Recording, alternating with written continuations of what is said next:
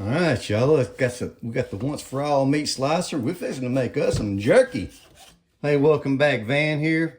This once for all meat slicer, we're gonna go over a few things that I kind of messed up in the first video, and I want to show you like the ins and outs and the how-tos of how to use this according to the company when they reach back out to me. It's like, hey, you did this wrong. So we got a good countertop now. So you want to slide this in here like this and attach it to the counter like that. This thing ain't going nowhere. So you want to ensure that the suction cups are securely attached and smooth on a smooth surface and locked. The buckle's in place.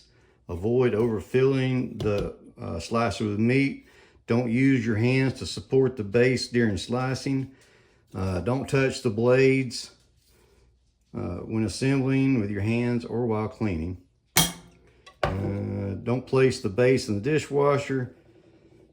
Please slice the meat with a push-pull one hand, just like a saw, and don't press down on the blade while you're doing it. What I did on this, without overfilling this, I measured the inside of this chamber right here, and it's 2 1/4 by 2 1/4, which don't sound like a lot, but how much space do you need whenever you're cutting beef jerky? I mean, it comes out to exactly what you need.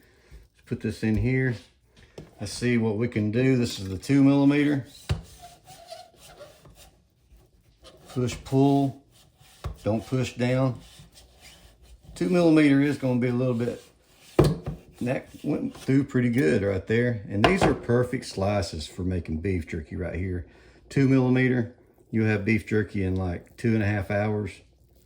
Get another whirl here with, oh man, look at that. Yeah, so yeah, they're right. Don't push down on it while you're doing it. Just let the weight of the slicer do the work for you. All right, so we're going to take this apart right here. We're going to pull this back and remove this. Now let's do some 4 millimeter slices.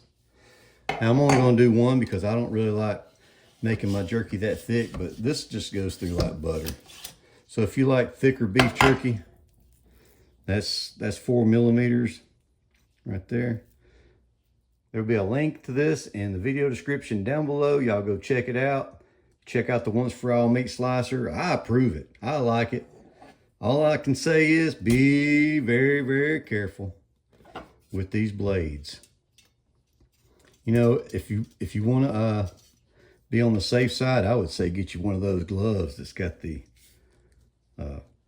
steel chain on it, like meat cutters use.